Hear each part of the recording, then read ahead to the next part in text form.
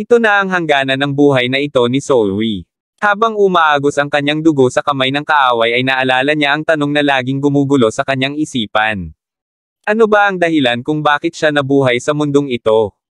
Bakit naging ganito ang buhay niya? Bakit niya kinakailangang lumakas? Sa araw-araw na nabubuhay siya ay iniisip niya kung ito na ba ang huling araw niya. Sa dami ng pinagdaanan niyang hirap sa Demon Cult, nagsimula na siyang magtanong ng bakit. Sa paghahanap niya ng kasagutan sa kanyang mga tanong at problema kinahaharap, napunta siya sa konklusyong hindi niya kailangang isipin ang sasabihin at galit ng mga taong nakapaligid sa kanya. Kahit pa ito'y mas malakas sa kanya. Nandirito ngayon si Solwi sa harap ni Gui-sama. Buo ang kumpiyansa at hindi natatakot sa ano pang mga susunod na mangyayari. Handa siyang harapin ang galit ng matandang ito para maikasatuparan ang kanyang mga pinapangarap. Binulungan ni Gui-sama si Solwi at sinabi kung saan ito sumablay sa pagpapanggap niya. Pilit namang nakinig si Solwi kahit hirap na itong manatiling may malay. Panibagong importanteng impormasyon ang ibinigay ni Gui-sama kay Solwi. Sinabi nito na kailanman ay hindi nagtuturo si Gunman ng martial arts sa kahit na sino. Ang tanging martial arts na ginagamit niya ay ang mga natutunan niya mismo sa pinaka-master sa Demon Cult at siya ring master ni Gui-sama. Habang pilit na nakikinig ay napangiti si Solwi sa kanyang nalaman. Bukod pa rito ay ulit na niya ang buhay na ito. Nagpatuloy siya sa kanyang pagtawa na siya namang kinaasar ni Gui-sama. Tingin niya ay nababaliw na Solwi dahil sa mga inaasal nito. Natatawa naman si Solwi dahil walang kamuwang-muwang si Gui-sama sa mga nangyari. Hanggang ngayon ay nalilito pa rin ang matanda sa kinikilos ng ating bida. Hindi niya mawari kung ano ba ang tinutukoy ng taong ito. Paano ito nakakatawa gayong nalalapit na ang katapusan niya? Tanong ni Gui-sama sa sarili. Sa kanyang mga huling sandali ay nagawa pang mangasar ni Solwi. Sinigurado niya at sinabi kay Gui-sama na maaaring nanalo ito sa laban pero siya ang nanalo sa gera. Ang mga katagang ito ang lalo pang nagpainit sa ulo ng matanda. Hanggang siya ay tuluyan ng mapuno. Tinapos na niya si Solwi sa isang iglap. Muli nang nag-restart ang buhay ni Solwi. Muli ay gumising siya sa training room. Nakabalik na siya sa simula pero ngayon ay mas marami na siyang. Nawala na ang injury niya sa braso at muli na niyang nagagalaw ang kanyang kanang kamay. Gayunpaman ay dalawa na lang buhay niya o pagkakataon. Iniisip niya kung talaga bang naging sulit ang pagsasakripisyo niya ng buhay para lang sa mga nakuha niyang bagay at impormasyon. Muli niyang binuksan ang status window para malaman ang lagay niya. Aalamin din niya kung may nagbago ba sa mga ito. Bumalik na sa normal ang kanyang braso. Pati ang kanyang stats sa health at chi ay tumaas din ng bahagya. Hindi naman niya makita ang Shui School sa system niya. Buti na lang at naalala niya lahat ng mga galaw niya rito. Lahat ng mga pinag-practice niya ay hindi niya pa nalilimutan. Bigla namang may lumabas na system window at sinasabing nakuha na niya ang Sohway School. Mukhang kusang dadagdag ang mga maaalala mong teknik sa iyong system kada restart mo. Tinignan naman niya ang kanyang toolbox. Bago sa kanya ang mga ito at hindi niya pa ito lubos na nauunawaan. Pilit iniisip ni Solwi kung papaano niya magagamit ang mga items na ito sa kanyang toolbox. Partikular ang item na Yojido. Sakto namang may lumabas muling system window na nagtatanong kung nais niya bang gamitin ang item na Yojido. Agad na niyang pinili ang yes sa katanungan sa kanya ng system. Bigla namang lumabas sa kung saan ang isang mapa. Ito na ang Yojido na kinakailangan ni Solwi. Natuwa naman ang ating bida dahil napaka-convenient ng sistemang ito para sa kanya. Binuksan na niya ang mapa na hawak niya para makita kung ano ang nilalaman nito. Ito ay mapa ng buong Mount Huanga at nakalagay din dito ang mga lugar kung saan nagaganap ang mga pagpupulong ni Gui-sama. Tinignan din ni Solwi ang iba pang mga item sa kanyang toolbox. Ang isa rito ay medicinal herb na kayang mag-boost ng 2 points sa iyong health. Ang isa pa ay tinatawag na red bean gel. Ito ay isang panghimagas na gawa sa pagpapakulo ng red beans at paghulma nito sa wooden sieve at pagkatapos ay nilalagyan ng harina at honey. Kaya nitong mag-boost ng 3 points sa health. Curious naman si Solwi sa red bean jelly kaya't nilabas niya ito. Gaya naman ng sa mapa ay bigla na lang din lumabas ang red bean jelly sa hangin. Binuksan na ni Solwi ang red jelly bean at tinikman na niya ito. Nagulat naman si Solwi dahil di niya inaasahan na masarap ito, bukod pa dito ay magaan ito sa pakiramdam kainin. Natutuwa din siya dahil nagagawa nitong pataasin ang health points niya sa simpleng pagkain lang nito. Gayunpaman hindi niya ito gustong ubusin dahil sa tingin niya ay magagamit niya ito sa mas tamang oras. Habang iniisip niya kung papaano ito may tatagong muli ay bigla namang tinanong siya ng system kung gusto niya ba itong ibalik sa loob ng toolbox. Natuwa siya dahil tila napakadali na mga nangyayari sa kanya ngayon. Itinigo na niya ito at nawala na ang red bean jelly sa kanyang kamay. Napakagandang bagay itong natuklasan niya. Magagamit niya ito lalo na sa mga pagkakataong may kagipitan. Agad na siyang tumayo para magbihis at masimulan ang mga plano. Kailangan niya na ring umalis kaagad bago pa siya maabutan ni Jokmyeong at Chiksan. Sa pagkakataong ito ay hindi siya pumunta sa opisina ni Gui-sama. Siya ay dumiretso na kaagad sa The Heavenly Sun Archive para kausapin kaagad si Gonma. Sa ika-12 palapag ng archive na mamalagi ang ika-4 na Daisy Polo ni Chienma na si Gonma. Sa harapan ng pinto ay humingi ng pahintulot si Solwi para makausap si Gonma ng harapan. Medyo nakakaramdam ng kaba si Solwi dahil iba ang mga nangyari ngayon kumpara sa naunang buhay niya. Ngayon ay dumiretso na siya kay Gonma at hindi na siya dumaan pa sa opisina ni Gui-sama para kumuha ng misyon. Malaki ang magbabago sa kanyang buhay simula ngayon dahil nananatiling masama ang tingin sa kanya ni Gui-sama. Tinanong na ng mga tao sa loob ang pagkakakilanlan niya. Kabado man ay may kumpiyansa itong sinagot ni Solwi.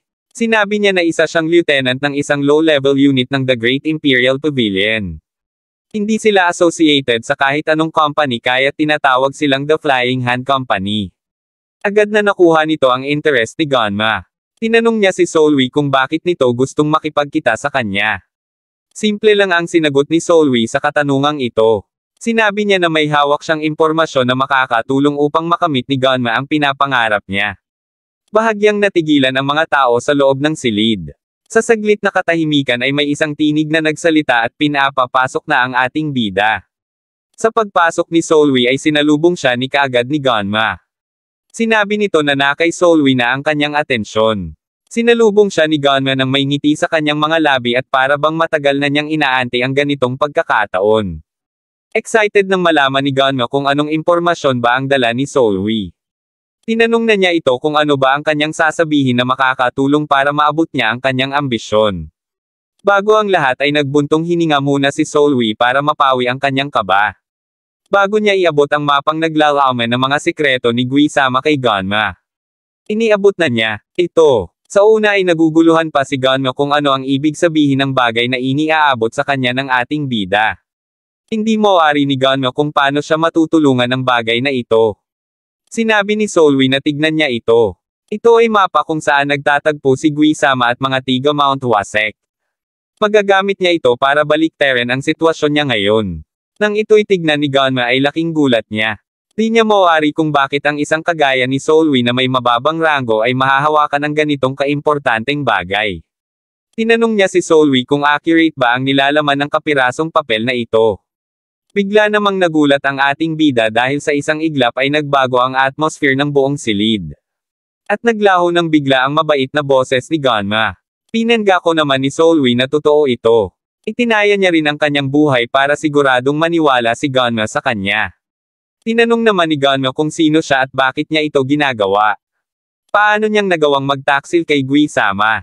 Sinabi naman ni Solwi na isa lamang siyang hamak na mababang rango na nais makilala siya.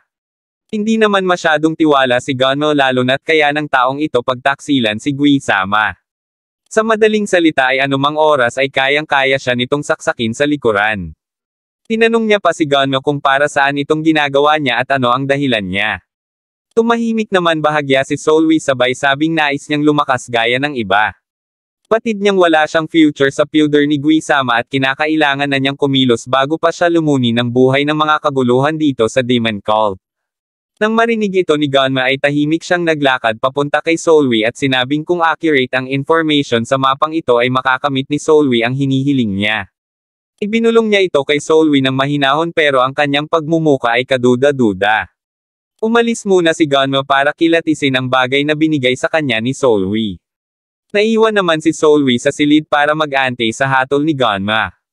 3 oras na ang nakalilipas mula nang umalis si Gonma para kilatisin ang mapang bigay niya. Hindi naman na mapakali sa kaiintay si Solwi at panailakad na niya sa silid. Inihiling niya na sanay wala silang maging problema sa impormasyong binigay niya. Hindi niya maalis ang biglaang kaba na kanyang naramdaman. Ang mga posisyon dito sa Demon Cult ay sadyang nakakalito. Maski ang mga political relations sa lugar na ito ay wala siyang ka-ideya. Ang tanging alam niya lang ay hindi maganda ang relasyon ni Guisama at Gonma, ang ika-4 na disciple. Dahil ang pinaglilingkuran ni Guisama ay ang ika-1 disciple. Habang nagmamuni-muni ay dinamanlayan ni Solwi na papalapit na pala si Gonma. Sa wakas ay nakabalik na rin ito. Unti-unti na itong naglalakad papunta sa ating bida. Muling tinanong ni Gonma ang kanyang pangalan. Kung sakasakaling sasablay si Solwi sa buhay niyang ito ay handa na siya. Ang problema lang ay hindi niya alam ang susunod niyang hakbang kung magkakamali siya rito. Bigla namang may lumabas na status window na nagtatanong kung nais niya bang mag-create ng save point. Siyempre hindi ito naintindihan ng ating bida. Bigla namang lumabas ang isa pang window system at tinataong na siya kung saang spot niya balak mag-save.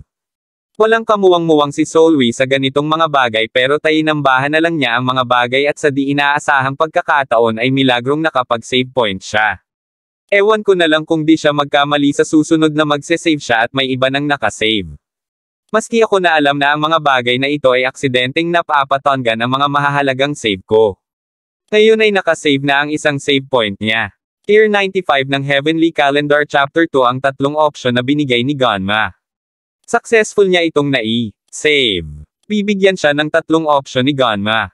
Pero hindi pa man tapos itong magsalita ay lumabas na muli ang system na kung saan walang pwedeng kumilos kahit si Solwi. Meron siyang tatlong mapagpipiliang option ngayon. Ang una ay ang maging foot soldier ni Gonma. Pumasok sa Martial Art Academy at bumalik at maglingkod bilang servant ni Gonma. Ito ay may 2-star difficulty. Ang ikalawa, maging bodyguard ni Gonma. Makatanggap ng private lessons mula kay Elder Jongguanok, isa sa mga mapagkakatiwalaan na tauhan ni Gonma, pagkatapos ay maging full-time bodyguard ni Gonma. Meron itong 3-star difficulty. At ang ika-3, maging isang secret assassin. Kinakailangan mong lumaban sa malalakas na target at sumabak sa mga delikadong misyon dito. Ito rin ang pinakamataas ang difficulty. Tumalon sa 5 stars ang hirap ng option na ito. Patid ni Solwi na kakaiba na naman ang options na ito. Hindi niya mapagdesisyonan kung ano ba ang kanyang dapat piliin. Kinakailangan niya itong pag-isipang mabuti. Dahil ang lahat ng option na ito ay magbabago ng daan ng kanyang buhay. Alam niyang malaking impluensya sa buhay niya ang desisyong gagawin niya ngayon. Bukod pa dito ay nahalata na rin ni Solwi ang ibig sabihin ng mga dami ng bituin na sa kanyang mga pinagpipilian. Pinag-iisipan ni Solwi ng maigi ang pipiliin niya sa tatlong binibigay na option sa kanya ni Gonma. Gayunpaman mukhang may natitipuhan na si Solwi sa mga ito. Bukod sa ito na ang pinakamadali dito ay medyo may impormasyon na rin o nalalaman si Solwi rito. Ang Martial Art Academy ay ang main training school ng Demon Cult.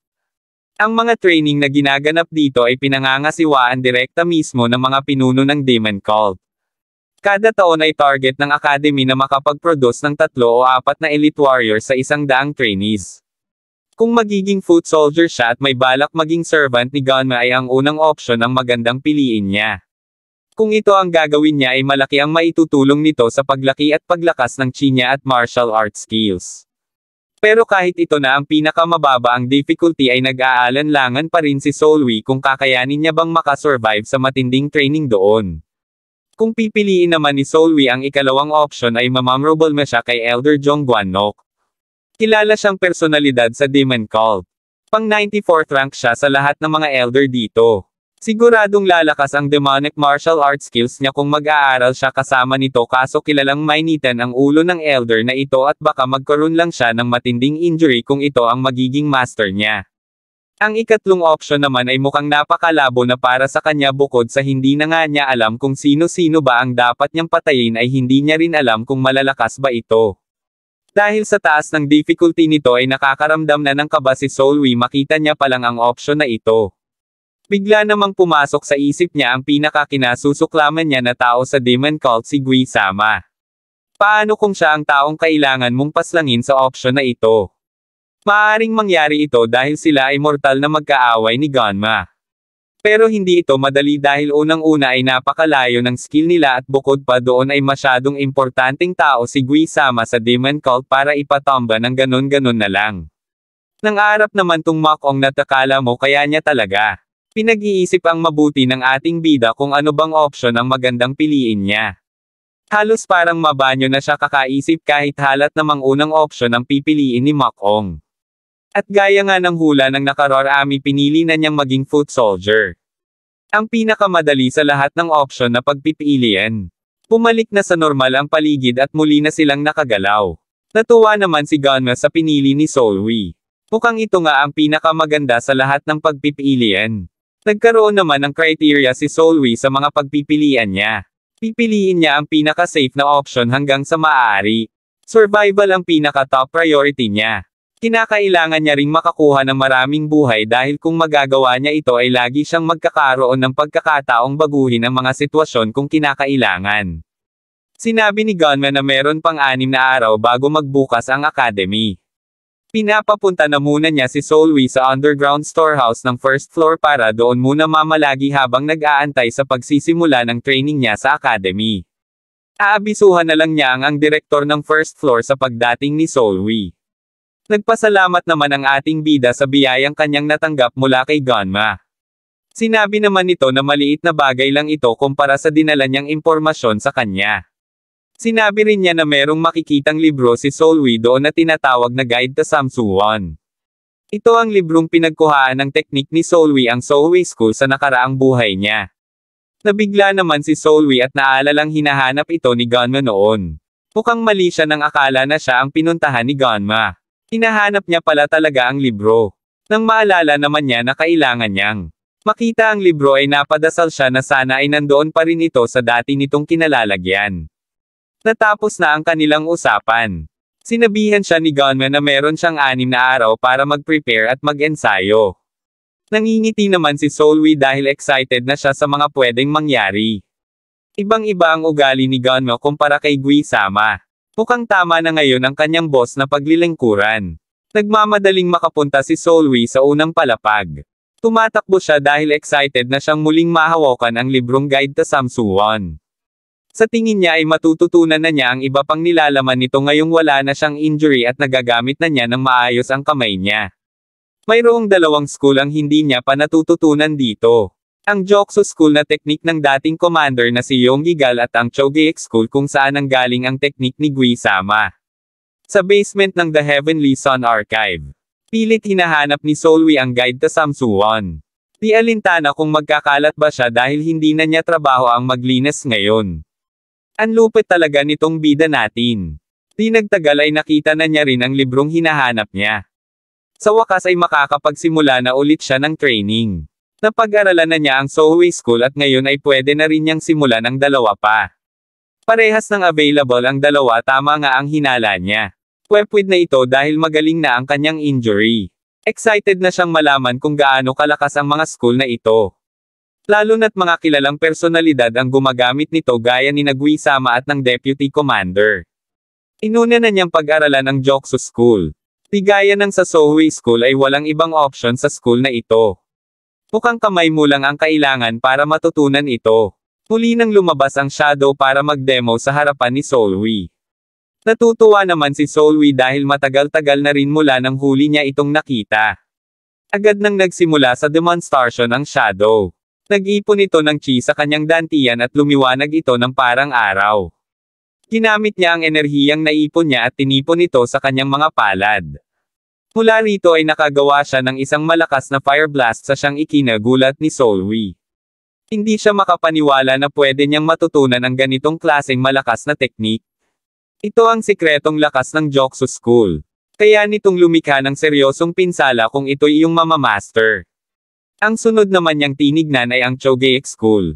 Ito ang main style ng martial art ni Gui-sama at isa sa pinakasikat na school dito sa Demon Cult. Sa pagkakataong ito ay gumamit ng espada ang Shadow. Tinipon nito ang kanyang chi sa kanyang espada at ginamit itong pang-atake.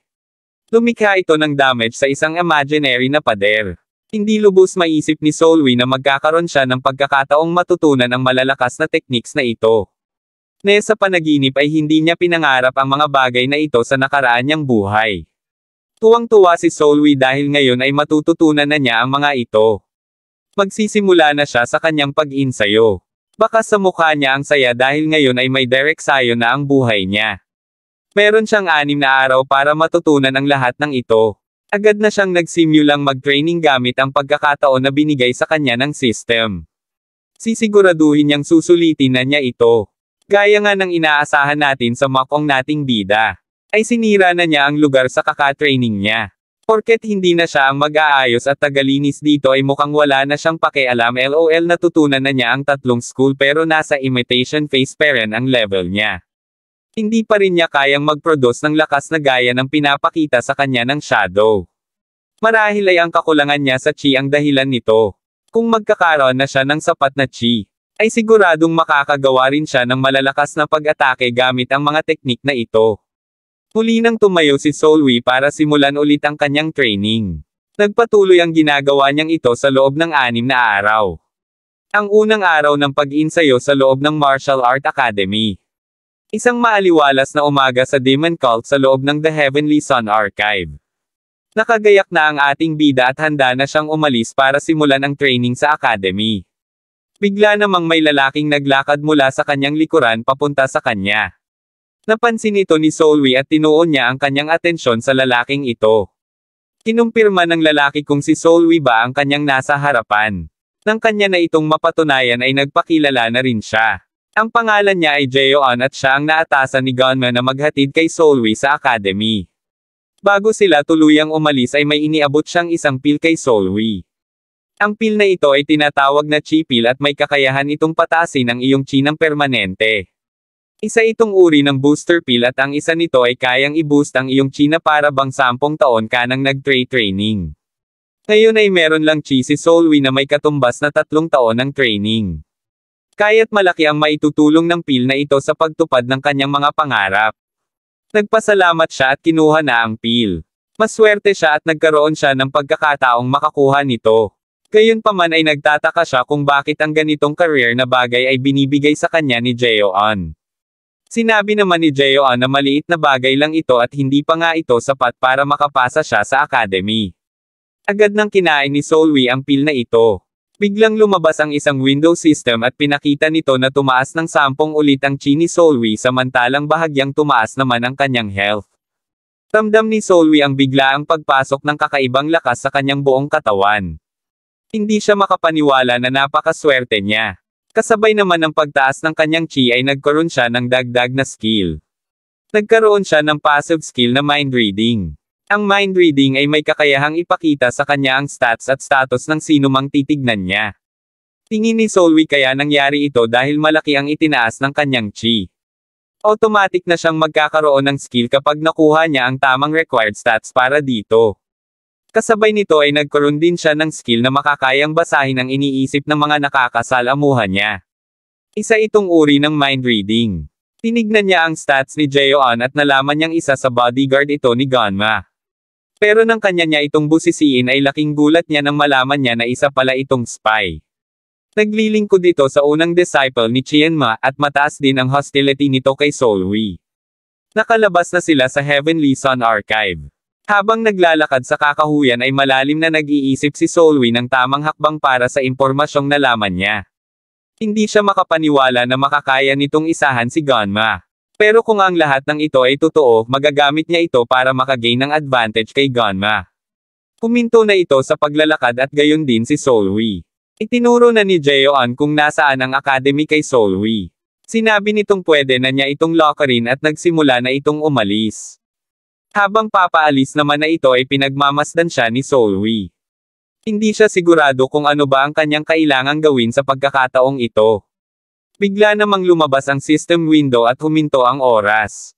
10 segundo silang hindi makakagalaw pero kahit papaano ay makapag-isip si Solwi ng gagawin. Meron siyang 3 pagpipilian. Ang una ay ang sabihin na magbigay pa ito ng dagdag na pil na nanggaling kay Gunma. Ikalawa ay magtanong kung meron pa ba itong nalimutang sabihin at ang ikatlo ay tumawa lang ng malakas. Nagulat naman si Solwi nang malaman niya na hindi lang isang pil ang pinapabigay sa kanya ni Gunma. Pero kahit alam niya ito ay hindi niya ito masasabi sa harap ni Jeon dahil siguradong babanatan siya nito. Ang ikalo ang option ang pinili niya at nag-resume na muli ang mga bagay-bagay. Bigla naman siyang nilainggan pabalik ni Jeon na para bang ninsalto ito't galit na galit. Hindi naman nagpatinag si Solwi at inulit ang katanungan niya.